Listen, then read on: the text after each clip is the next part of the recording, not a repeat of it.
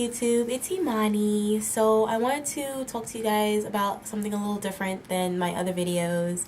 As you can tell by the title above, this is how to make a long distance relationship work.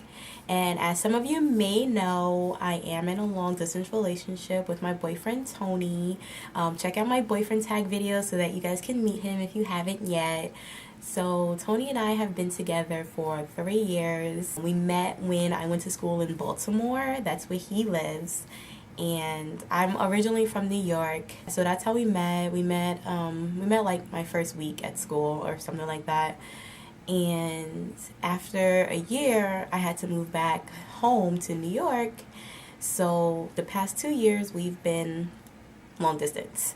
And one of those years, he's in the Army, so he went away. He went overseas for like, well, not a full year, but maybe like 8 or 9 months. So it was even like longer distance, and like we just couldn't see each other at all, you know?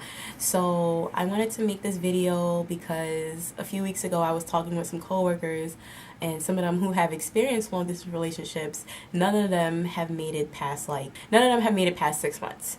And they're kind of like, wow, like you guys have been doing this for years, like how do you make it work?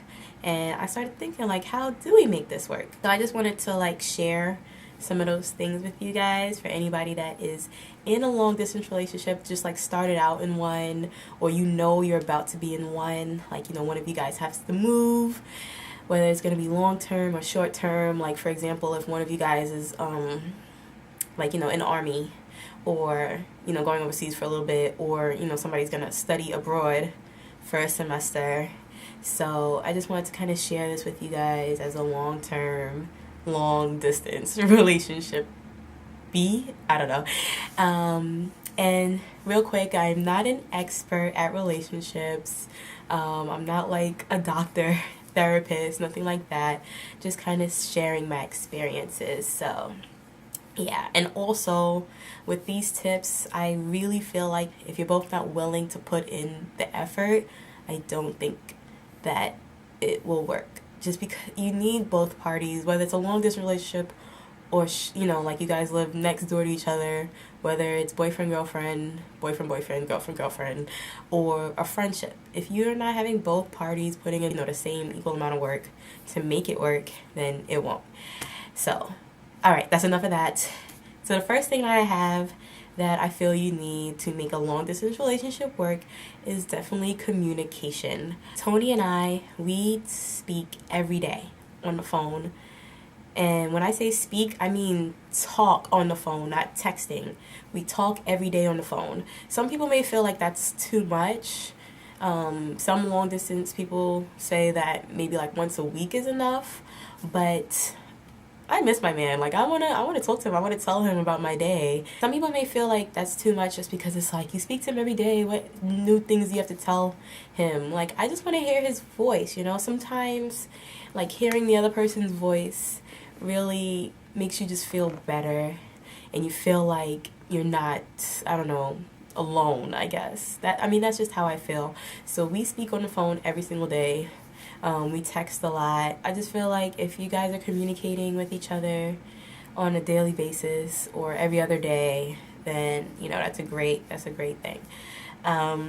Next, I feel like with the communication, you should talk about where you want your relationship to go. I think that should start the minute you know that it's going to be long distance.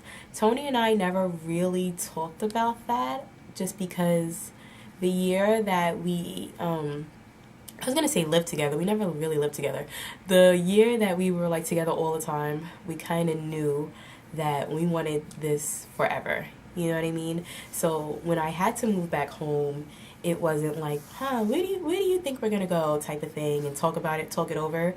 But if you're unsure of like where you and, you know, your significant other stand, you guys got to talk about it, because you don't want to be like far away and you're thinking that, you know, this is gonna be like forever till marriage and kids, and, you know, that person's over there thinking, that's just a person that I have in another state while I have all these other people.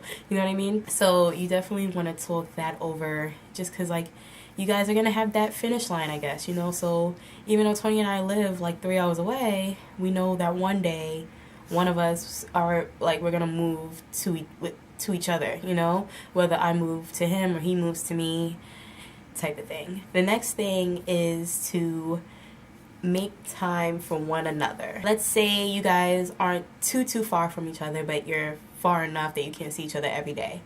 Let's try to see each other once a week, you know what I mean? Or if you live as far as me and Tony live, 3 hours away, 3.5 hours away, you know, try to see each other like twice a month. Tony and I, we try to like alternate. So I go down there once a month and he comes up here once a month.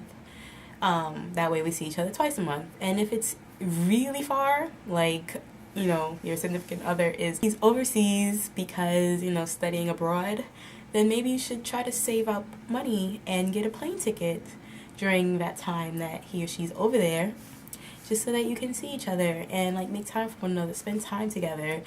And if he's in the army or she's in the army, then that's when it gets harder, and that's when the communication comes into play and talking all the time. Sometimes they don't have phones that, you know, they can like actually call you with. Email, Facebook, Twitter, I don't know, just some type of communication if you can't see each other all the time. But if you are able to see each other, definitely make that time to be with each other and only each other. I think, you know, at least like one of those days that you guys are together. Like if, for example, if Tony and I are gonna spend a whole weekend together, then we definitely make sure that, you know, one of those days is just me and him. Next thing is to make time for yourself. Join a club. You know, if you're in school, you have schoolwork to do. If you have a job that's already, you know, you're ready, like have a life. Like don't sit by the phone and wait for that person's phone call. Don't sit at the computer waiting for that email. Have a life, you know, just like in a regular relationship, you want to have a life. You don't want to always be up under that person. That way, once you guys are talking, like you have so much new things to share with each other. When you have things to do, you have hobbies, a job, school, clubs, like it keeps you from thinking so much about that person, which, I mean, you'll miss the person, but it's not like you're crying all the time because you have other things to worry about, you know? So definitely make time for yourself and do things for yourself. Pick your battles wisely, just because you don't want to be fighting over the littlest thing. If you're upset that the person didn't call you at the regular scheduled time that you guys usually talk, you can't pick like this big old fight because of it, because then the time that you do get to talk, it's all about fighting and you're mad at the person, and it's not fun. It's not fun to be mad at somebody that is not anywhere near you and you can't like make up in person type, you know what I mean? Definitely pick your battles wisely. So many things just you realize aren't so serious when you don't get to see the person every day. Next, make sure you're always keep your word. If you say you're gonna do something, do it. The last thing you want is to be accused of as a liar from your significant other, because then they're going to start thinking that you're doing other things, especially if they're not around. And you don't want that. Keep your word. And also, if you say you're going to come and visit sometime, don't like the very last second not be able to, unless you have a good excuse. You know what I mean? Because that's just going to make the other person upset. They're waiting to see you, so why? I don't know. I have another point, which is a little funny, but it's true. Keep it sexy. Buy the cute underwear, or it doesn't have to just be about sex. Like, just kind of play around with your significant other. You know, you don't have much time to do it, so I don't know. And then the last and the most important thing is to have trust. You have to trust your partner so much. If they're not giving you a reason to not believe them, then don't go fishing around for things, because then you're just going to get upset if you find the littlest thing that means absolutely nothing, but you're taking it to a different level. And that goes for any relationship, but when you're in a long distance relationship, if you don't have trust in the person, you're going to think they're doing anything where they are, and just not good. Trust the person. If they're not giving you a reason, you trust them. If they give you a reason now, if they're like talking to somebody on Facebook, talking about baby this, baby that to another girl or another boy, then it's like, all right, what are you doing? But if they're not giving you a reason, trust them. I trust Tony 100%. I don't even think about those things, because if I thought about it, it would eat me up, and I'm just not gonna do it to myself. So yeah, I hope that helped you out a little bit. I feel like I didn't go over things very well. I don't know.